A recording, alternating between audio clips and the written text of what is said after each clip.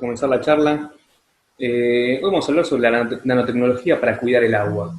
Yo soy Guillermo Copelo, trabajo en la Facultad de Farmacia y Bioquímica, soy investigador del CONICET y de la Universidad de Buenos Aires, en docente, y nuestro grupo de trabajo nuestro grupo de investigación trabaja justamente en esta temática, por eso queríamos darle esta charla.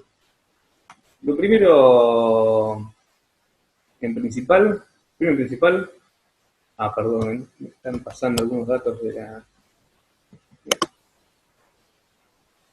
Ahí está. Primero principal, hay que tener en cuenta que la contaminación del agua, del aire y demás, y el suelo, está causada principalmente por el hombre. ¿Sí? Hay contaminaciones que tienen origen geológico, como por ejemplo las que vienen de los minerales como el arsénico, pero sin embargo la mayor cantidad de la contaminación proviene de actividades que hace el hombre. ¿Sí? Por eso nosotros tenemos una gran culpa en esto y nosotros somos los únicos que podemos cambiarlo. O sea, no podemos evitar que un volcán emita cenizas y contribuya a la contaminación con arsénico, pero sí podemos evitar que una industria esté volcando residuos tóxicos hacia un cauce de agua. Bien, tenemos un montón de conocimiento sobre la contaminación a esta altura de la industrialización del mundo. Hay unos cuantos contaminantes que son contaminantes bastante conocidos, y son bastante publicitados y demás. Un contaminante que se conoce hace mucho tiempo son los metales pesados. Los metales pesados originalmente se desconocía cuál era su problemática. Por ejemplo, el plomo se utilizó mucho tiempo para hacer utensilios, dado que es fácil manipularlo, se utilizó mucho para hacer cuchillos, cajas, platos, ¿sí? Eventualmente el ser humano se dio cuenta que eso era perjudicial para su salud y dejó de utilizarlo. Pero sin embargo, seguimos utilizando otros metales pesados como mercurio, cadmio, cromo para distintas actividades, ¿sí? Y los seguimos usando y seguimos volcándolos hacia los ríos. Cuando volcamos estos metales en el río, los peces se van cargando de este metal. Quizás no nos morimos de comer un pez, pero si durante varios años estamos comiendo peces que tienen en su carne estos metales, vamos a sufrir una contaminación crónica, ¿sí? Y eso va a ser perjudicial a la larga y no lo vamos a ver al corto plazo. Otro de los contaminantes clásicos, y les llamo clásicos porque son contaminantes que están muy difundidos, hay mucha literatura de esto, hay muchas películas, documentales y demás, y ya hemos visto propaganda de distintas ONG por todos lados. Uno de los contaminantes más clásicos es el petróleo. Todo lo que tiene que ver con los combustibles fósiles. Ya hemos visto muchas fotos de derrames y los desastres ecológicos que producen.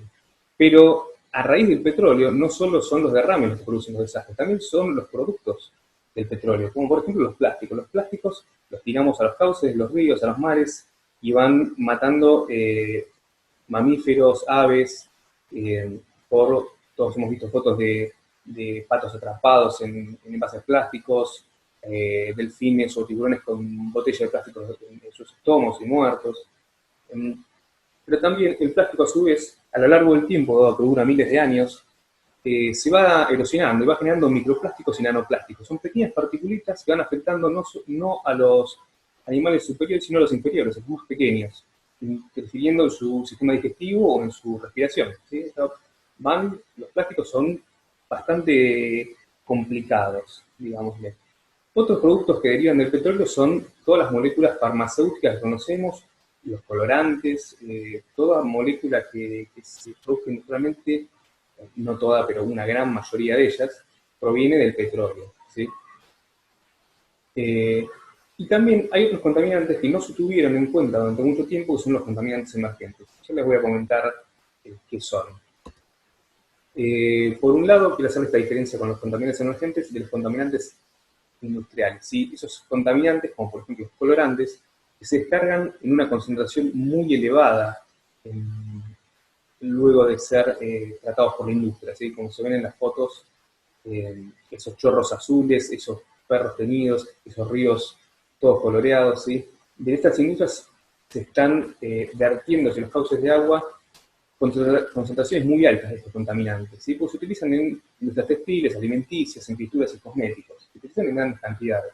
Estos problemáticas serían fáciles de solucionar si uno ataca a la industria en particular, no atacar, ¿no? Sino controlándola o dándole herramientas para que logre controlar este vertido. Pero por otro lado, hay algo en lo cual contribuimos todos nosotros, que es la contaminación de las sustancias de uso cotidiano, que ahora son llamados contaminantes emergentes. Son los contaminantes que se descargan en el ambiente en bajas concentraciones. Son moléculas como pesticidas, plaguicidas o productos farmacéuticos como antibióticos, hormonas o antiinflamatorios, que se usan en baja concentración. Esa baja concentración es plausible ser usada porque son moléculas muy activas, pero así como muy activas, al descargarse en el medio ambiente, tienen actividad en bajas concentraciones. Por ejemplo, los antibióticos que nosotros usamos todos los días son liberados al sistema cloacal. Cuando eso llega al cauce del río, si el sistema cloacal no tiene ningún tratamiento para ese antibiótico, va a producir la muerte de la flora bacteriana autóctona, ¿sí? O producir resistencia. Nosotros en ese caso podemos actuar, podemos evitar usar tantos antibióticos. Si nos duele la garganta y tenemos una infección viral, no tenemos que usar un antibiótico, tenemos que esperar que se pase.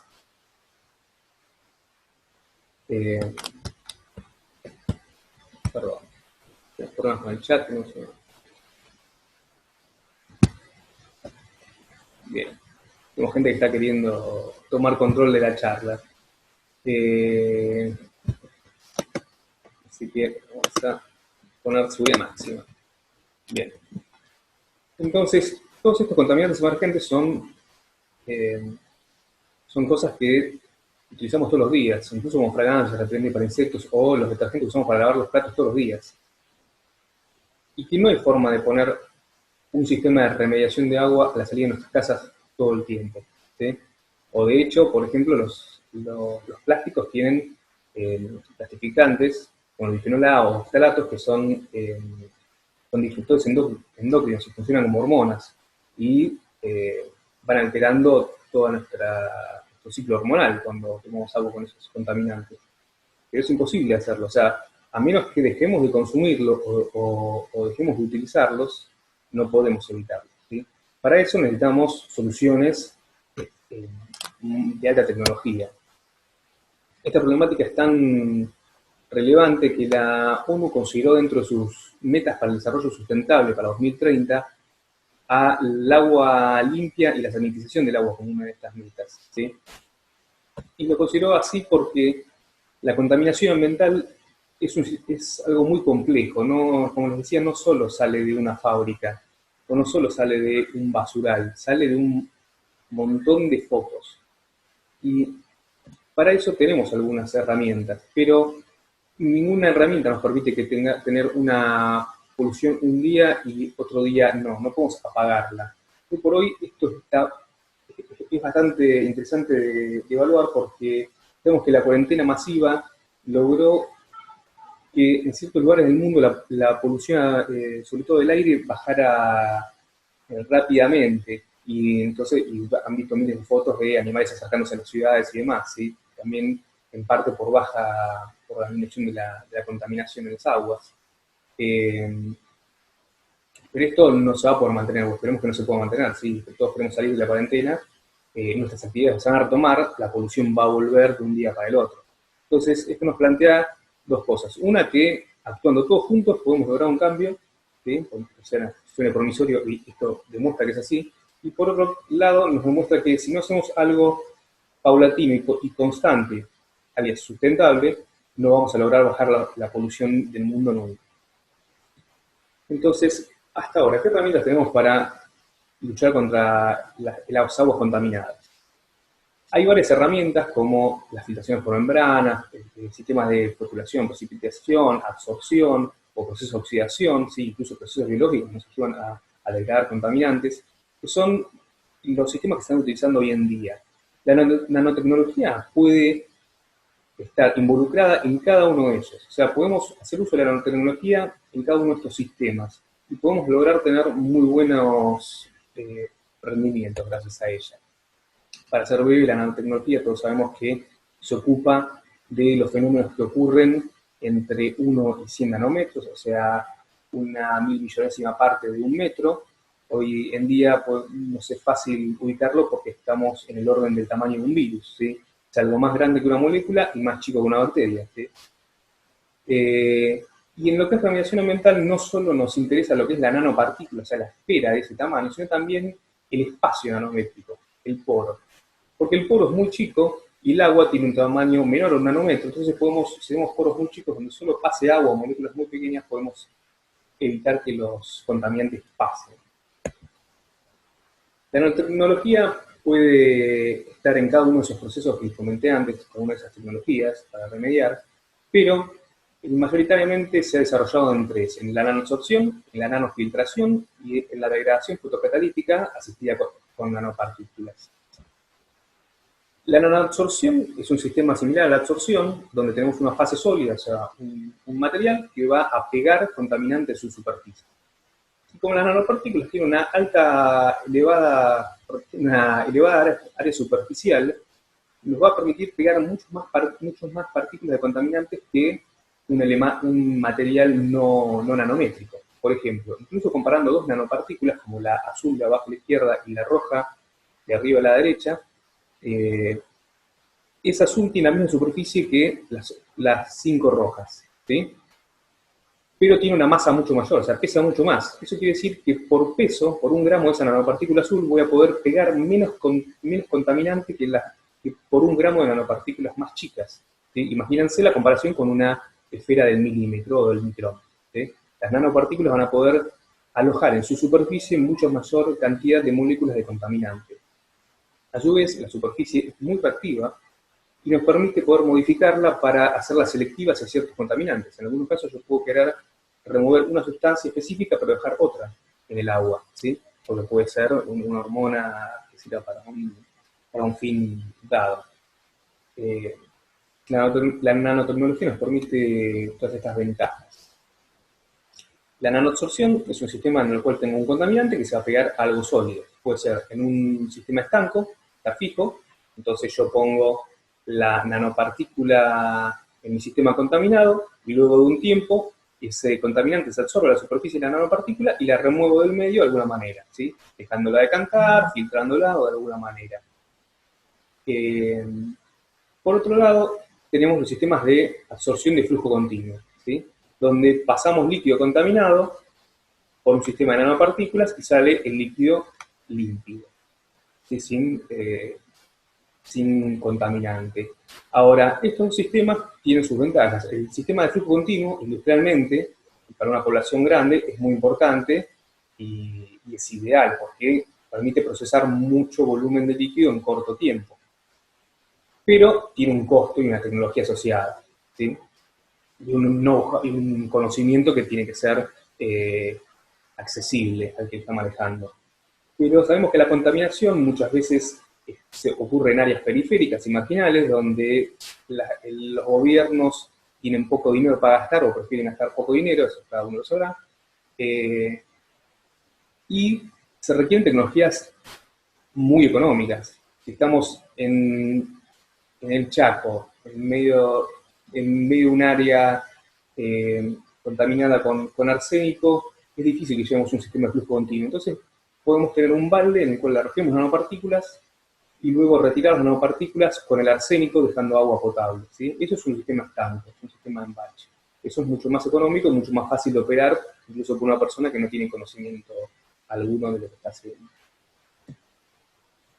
Ahora, las nanopartículas pueden ser una panacea para muchas cosas, pero también hay que ser crítico. La nanopartícula, por su pequeño tamaño, puede quedar en suspensión.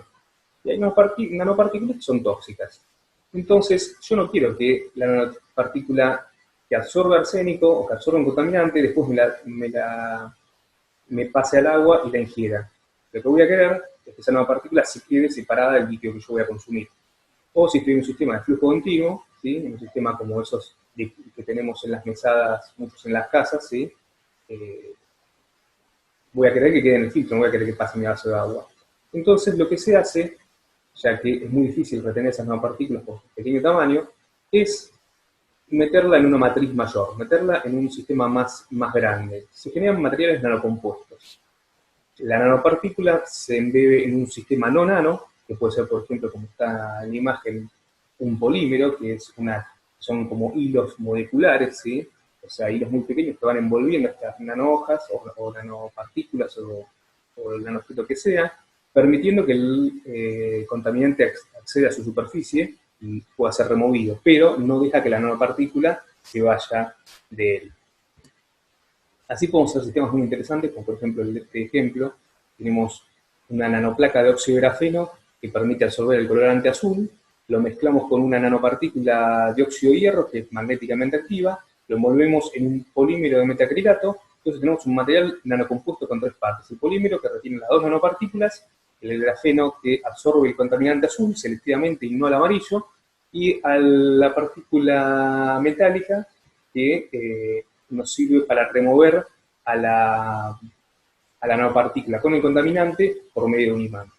¿Sí? Bien. Entonces, también tenemos otros sistemas que son bastante más simples. La figura de arriba a la izquierda les muestra cómo esa nanopartícula cúbica tiene los materiales distribuidos dentro de ella o en su superficie. El nitrógeno y el hierro son parte de la nanopartícula y el plomo es lo que absorbió.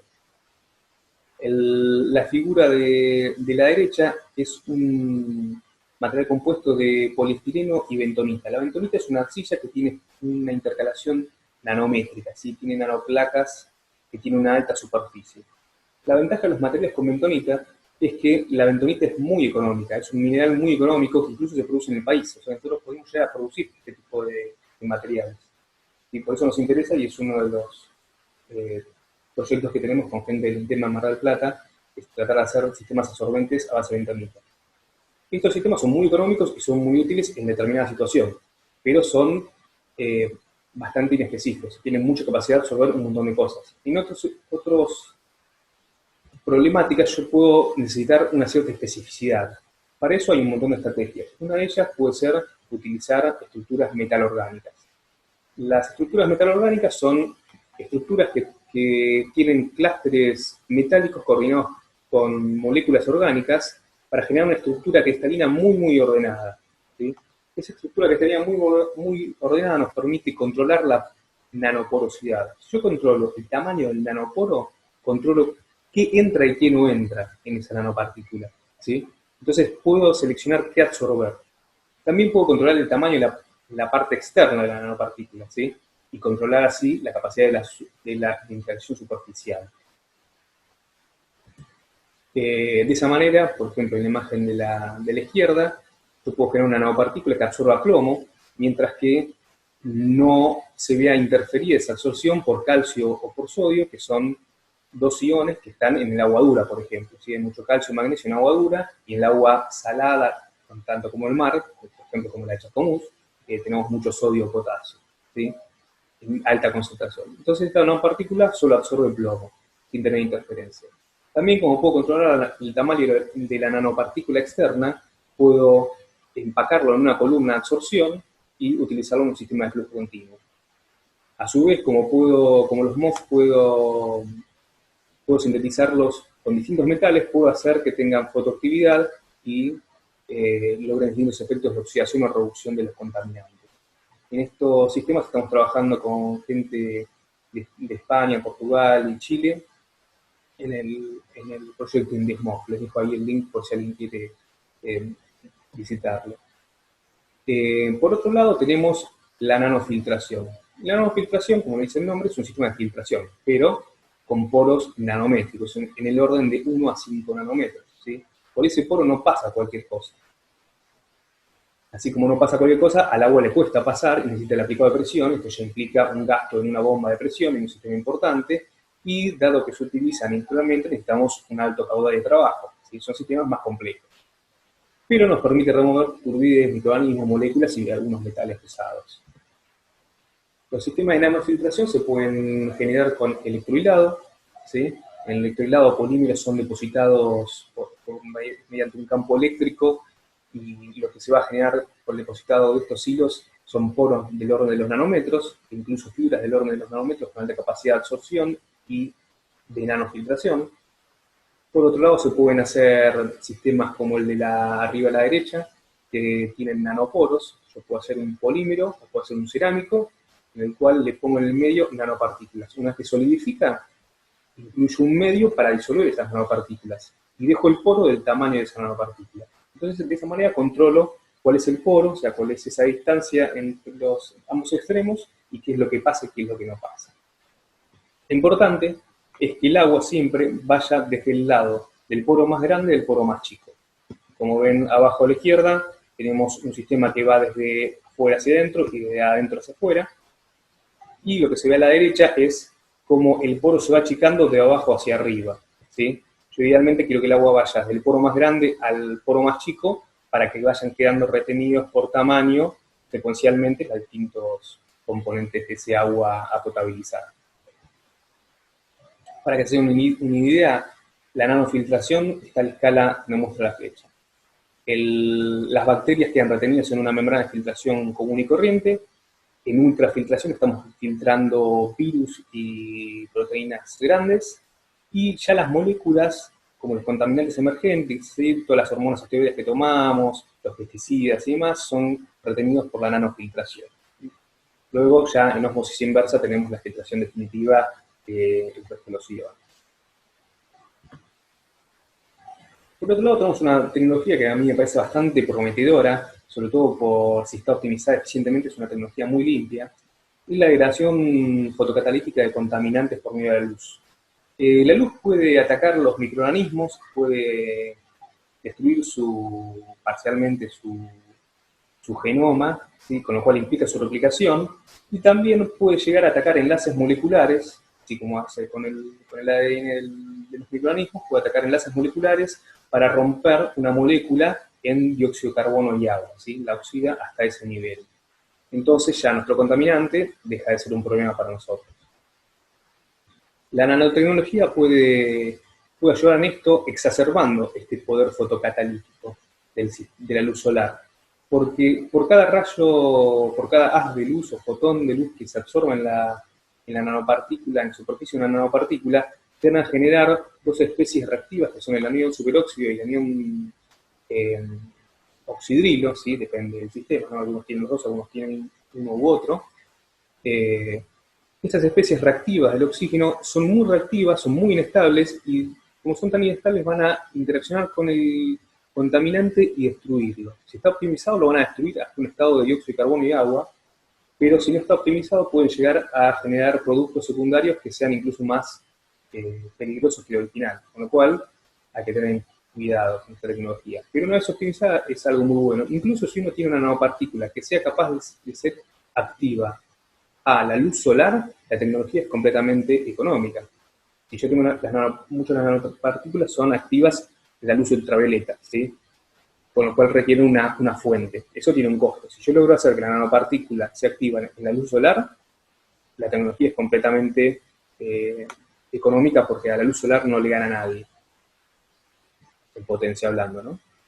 Bien, estos sistemas se pueden combinar con sistemas de absorción. Por ejemplo, acá tenemos a la izquierda una nanoplaca de óxido de grafeno que absorbe un contaminante, y como está mezclada con nanorods de óxido de zinc, el sistema también tiene poder fotocatalítico y se da una primera absorción para una posterior fotodegradación, ¿sí?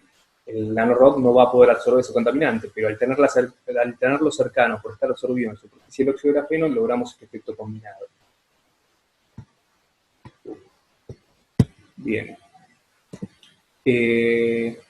También los sistemas son reutilizables.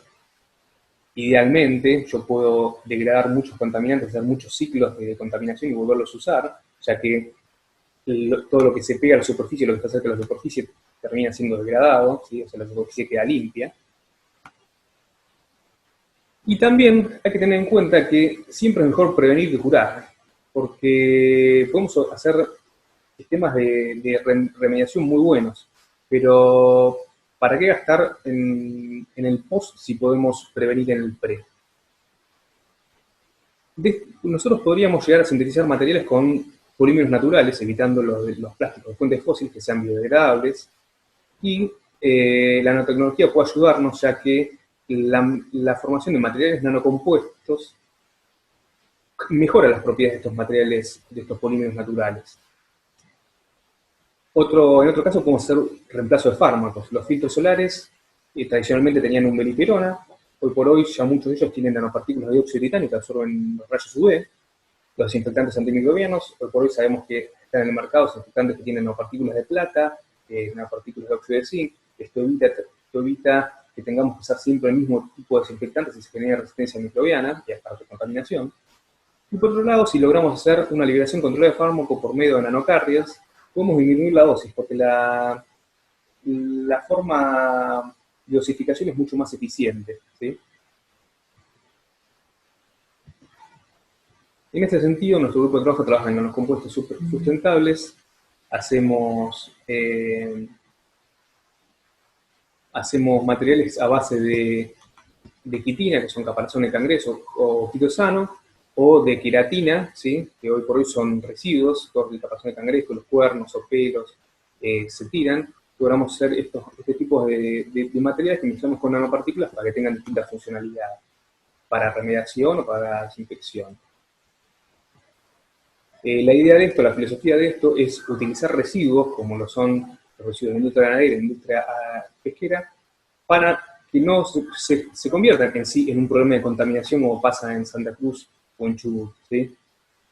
Si logramos obtener polímeros a partir de estos residuos, los incluimos en un sistema de economía circular y logramos generar valor agregado a partir de algo que es un desecho y que aparte es un contaminante. Así que bueno, les agradezco la atención y les digo que hoy estamos en una situación en la cual el mundo está un tanto enfermo y que podemos terminar bailando todos con los ganeses dentro de poco si no hacemos algo.